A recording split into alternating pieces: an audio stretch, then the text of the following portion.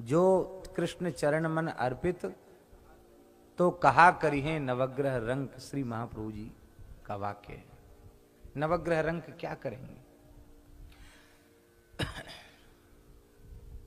एक ऐसा व्यक्ति था जिसके जन्मांग में ग्रह इतनी अशुभ स्थिति में थे कि उस व्यक्ति को जीवित नहीं रहना चाहिए था, मर जाता हो। सभी ग्रह उसके विरुद्ध, अष्टग्रह कहें क्या कहें, सब उसके मृत्यु देने वाले थे। और वो फिर भी फक्कड़ भजनानंदी। एक ज्योतिष के पंडित मिल गए, बोले तुम तो बचोगे नहीं, तुम तो मर ही जाओगे। बोले कब मर जाएंगे बता दो, थोड़ा भजन और बढ़ा देंगे। बताया ये समय है, इस समय तक तुम बचोगे नहीं।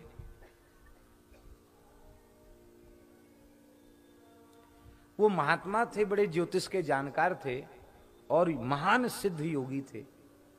उन्होंने बताया था कि तू मर जाएगा। और उसके बाद महाराज प्रयाग में कुंभ आया तो व्यक्ति फिर मिला, खूब प्रेम से माला जप रहा था। तो उन्होंने कहा तुम वही आदमी हो? बोले हाँ हम वही हैं। मरे नहीं? बोले सिर में भी दर्द नहीं हुआ। मरने की बात तो छोड़ दो, आपने बता दिया था मरोगे, तो हमने और बिल्कुल बोलना छोड़ के खूब अखंड माला फेरी। अरे बोले ज्योतिष शास्त्र झूठा कैसे हो गया? तब उन्होंने समाधि लगाई और नवग्रहों से संपर्क स्थापित किया।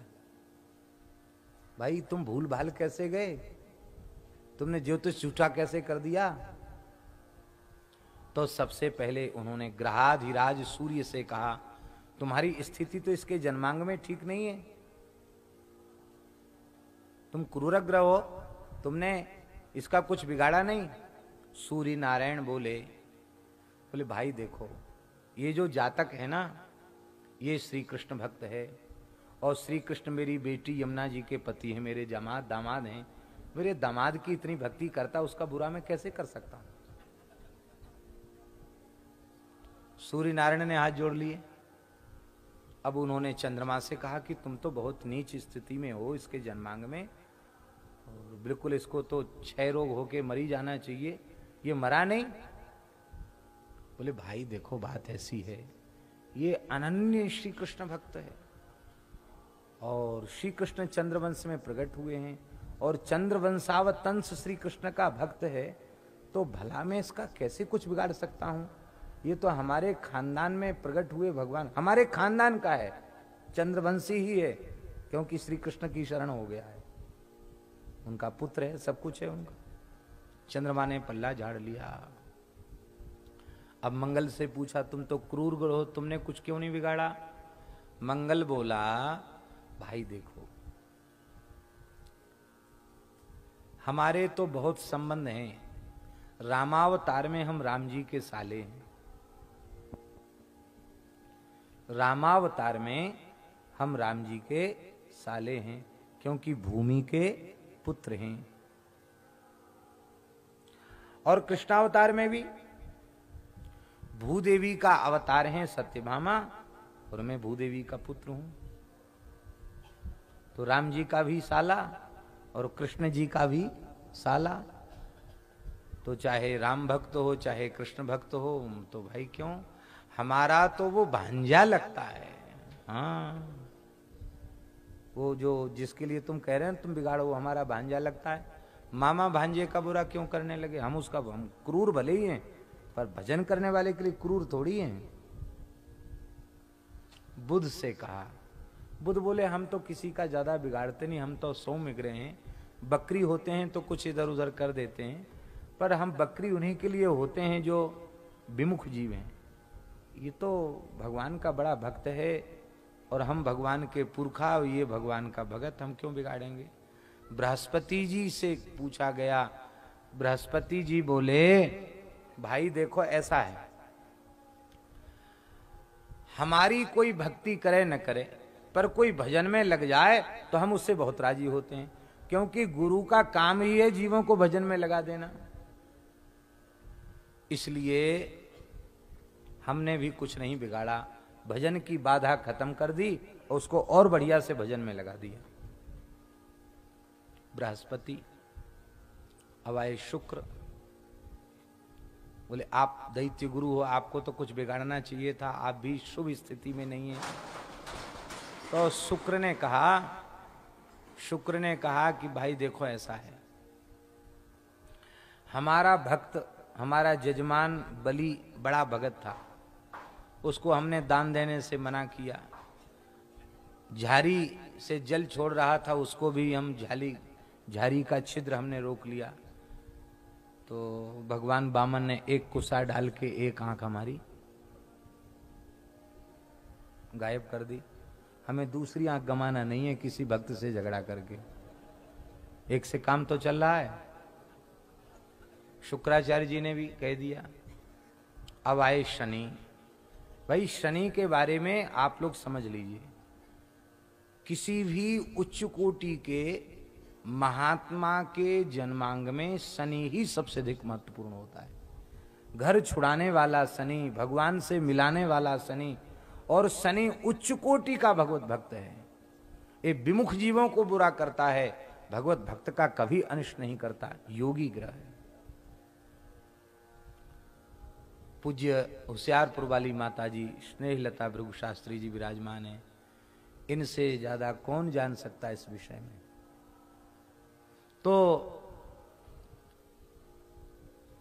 शनि प्रव्रज्या योग कारक है, संन्यास योग कारक है। संसार का सुख तो छीन लेगा कई बार, लेकिन भगवदीय सुख प्रदान करता है शनि।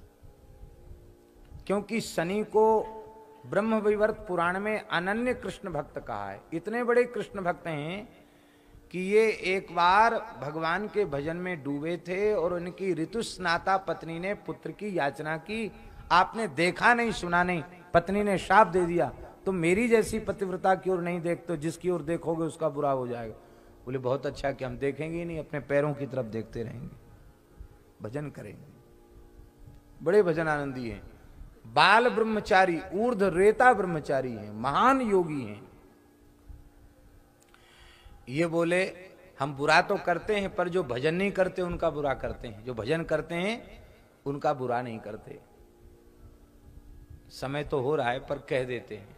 एक बहुत अच्छे ज्ञान गुदरी में श्री रामानुज संप्रदाय के एक बहुत अच्छे वयोवृद्ध महापुरुष थे, ज्योतिष के बड़े मर्मज्ञ थे, संस्कृत बहुत अच्छी बोलते थे, बड़े विद्वान थे।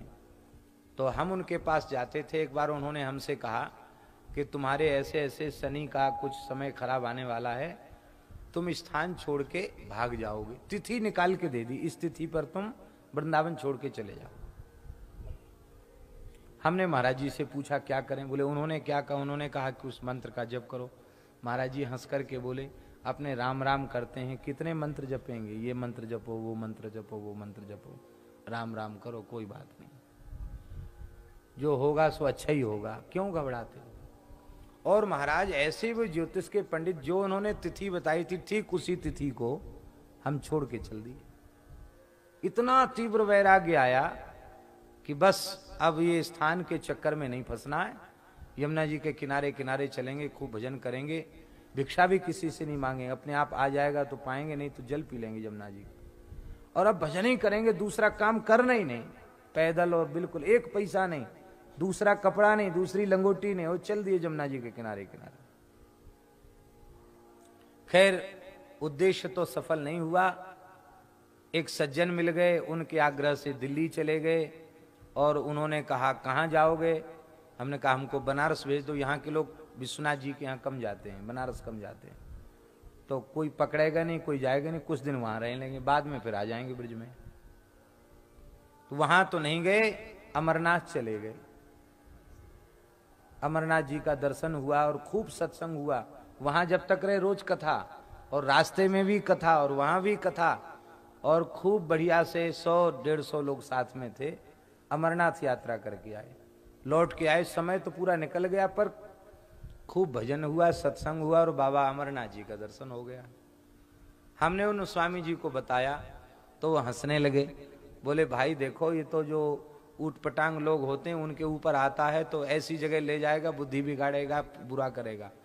अब साधु छोड़ के जाएगा तो कहाँ जाएगा? अयोध्या का साधु वृंदावन भाग के आएगा, वृंदावन का साधु अयोध्या चला जाएगा, कहाँ जाएगा? इसलिए ये बुरे स्थिति में होकर के भी अच्छा ही करते हैं, भजन ही कराते हैं।